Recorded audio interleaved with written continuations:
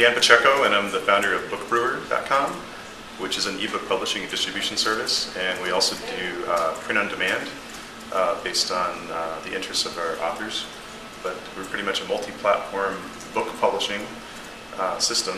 It works very similar to WordPress. If you imagine WordPress or any content management system with ebook in the EPUB format as the output, with the ability to turn that into a printed book. That's what we do. And we have around 6,000 authors now. We launched about a little over a year ago.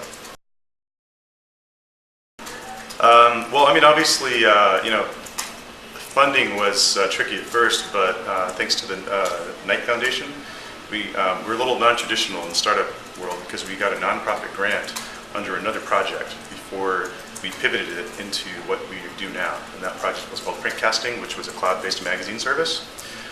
So the Knight Foundation really helped us get started. They were almost like our angel in a way. But the way grants work, you get to the end of the grant cycle, and then you have to spend all your money before the end of the grant, and then it's all gone. So the biggest hurdle was really, going from nonprofit to for-profit, and with their blessing, we then turned into a for-profit company, and they became a shareholder. And then bootstrapping from that point onward. So we weren't able to really carry any of the money that we had gotten into the next phase, and we had to really focus on our business and bring revenue in from our customers, both in terms of people paying for different publishing services, getting book cover designs, and in some cases the royalties. All right. Midway through the magazine creation service, which was called Printcasting, which we started around 2008. First, we had the big recession, right? And our revenue model for that was really based on local advertising, and the local businesses that our advertising solution was intended for went out of business. So we had to very quickly find other revenue streams, which ultimately led us to focus on the ebook market, because instead of with ebooks and books in general, they're not advertising supported. People actually pay for the content. And so that's how we got through that. But that was really a 6-month soul-searching period of really just figuring out what is the core value of what we had built, and how could we both serve our audience's needs, publishers in this case, which is everyone from like your mom to the Denver Post, which uses us. Actually, they published this book about Tim Tebow, so we do print books too.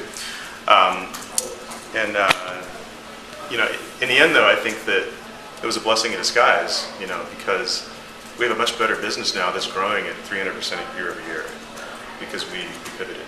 And if we hadn't kind of hit the dry times, the roots wouldn't have gone deeper, and we wouldn't really have a business anymore. So when I went from nonprofit to for-profit, I was very excited about it. I always wanted to start my own company. But the day after I did, I kind of hit this, oh crap moment, what have I done? I don't know what I'm doing. I'm a new entrepreneur, had never really been out on my own in that way. And it was entrepreneurial communities that really helped me. So groups of other founders and startups in the Denver and Boulder area in particular for me. I remember I went to something called the Denver Boulder Tech Meetup, weekly, it's every month. And a guy named Adeo Resi was presenting up there talking about this program called the Founder Institute. And I realized, wow, there's help out there for people like me to kind of get me up to speed. So I applied for that program, joined it, went through a pretty intensive 3-month incubator or accelerator process with about 13 other founders, and we're all very tight. We help each other out. One of them actually came out with me to this event to help me with kind of pitching and helping with handing things out at my table at Tech Cocktail. Her name is Kit Seawork, and she wants to talk to you too. So I think just having other people who are there with you, who quote unquote have the same disease you have, is actually very helpful. Well, I don't really like the term abyss, but and I don't really see an abyss at this point. But what I see happening in my area, ebooks and books in general, is that the competition is really increasing, because others are seeing the opportunity we saw 2 years ago, right? So we're realizing we just constantly have to be on the cutting edge of innovation, not just in terms of creating cool technology, but understanding how the book business, this business of creating and selling books, is changing, and where it needs to be so we can leap forward. So right now, we started out helping people create ebooks. We then expanded to allow them to create printed books with a partnership with Consolidated Graphics. The next step, we think, is allowing any individual author or a publisher, such as a newspaper site or a magazine, to really work almost like their own Amazon. Because what we've learned is that when people go to a trusted brand, which could be someone with 112,000 Twitter followers, or it could be somebody who has 8 million unique visitors, which happens to be a newspaper, it doesn't really matter. When that brand then presents a book for sale, all right, which is curated content, then the readers will buy it from them. Even if there's a link to an Amazon or to a Barnes & Noble, or what we're doing now is allowing them to directly sell it. We handle the e-commerce, and we deliver the ebook and the printed book directly to the reader after they buy. So it's not exactly an abyss, but I feel like the whole book industry is it's like working within a big washing machine. Everything is constantly changing, and you can very easily get caught up in all those the eddies and currents of all this the change that's happening. But you have to kind of take a step back and always kind of project, based on what you know from your customers, where are things headed and where do you need to be so that you're 2 years ahead. So we're now creating apps for certain authors and publishers. We're, as I mentioned, doing our own e-commerce, and that's really, I refuse to stare into an abyss. I don't really agree with the question. I think it's tempting for people to look at any kind of problem as, oh my God, it's insurmountable. Nothing's really insurmountable as long as you continue to work at it and you pay attention to all the signals around you. Well, right now with this business, it's really the writers that are coming up, rising up above the ranks and really making a great business and life for themselves. And that's really exciting, that we can have a service that enables anyone from a romance writer who has 16 books with 4 more on the way to quit her day job and go and shop for new houses, to a newspaper that's seeing its circulation falling, realizing that they can then sell their content as a book or an ebook and make $10,000 profit in a month. So we have examples of both. And that just makes, that's really, I think, the value that we provide.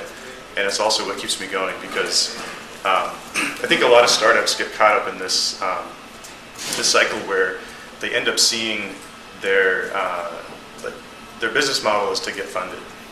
Since I've been funded in the past, and then hit the true abyss, which was, oh my gosh, how am I going to keep this thing going, and gotten past that, I'm really dedicated to just making it, continuing to have a business that grows and solves people's problems better than anyone else can. And those authors are really, they're like little startups. I think that's why I like it. And a lot of the processes that I went through as an entrepreneur, I see them going through the smart ones who are really focusing on it as a business. They're going through the same things. And so I feel like there's a lot that I can give to them, and I often will give them advice in terms of how to run their business as a startup. And some of them are now incorporating, creating LLCs. It's a really exciting, dynamic time for those kind of authors. Again, I think it's going to be those authors. One person in particular, a guy named Alan Zendel, who came to us as a sci-fi author, which I'm a sci-fi guy, so I liked it, got in touch with him, and he's been it turns out that he's a retired aerospace engineering person and a database whiz, and he has been, I've been trying to pay him, but he just wants to be part of our success and help us, so he's been doing a bunch of database work. And that's just really cool. That it's Alan, if he's listening to this, you can still send me an invoice and then I'll pay you. But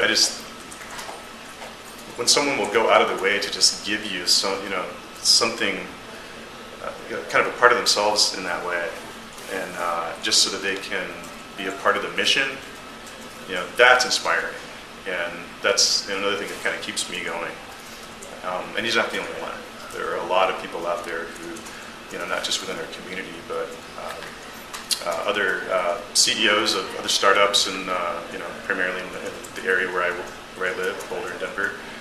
If you say you need some help, they come out immediately and help you. Last year at South by, I was staying at San Marcos because I couldn't get a hotel, and the CEO of one of the most successful startups in town, SendGrid, told me, "Hey, you can stay in my room."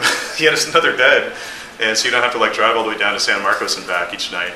And I've never seen that kind of kindness in other industries. So I think there's kind of a band of brothers and sisters who are out there who kind of help each other out if you seek them. So I would say also, until a few months ago, I probably would have said Steve Jobs inspired me, but then I read the biography, and I think it's kind of a mixed bag now. So he did a lot of really good work, but taught me the importance of balance and treating people like human beings.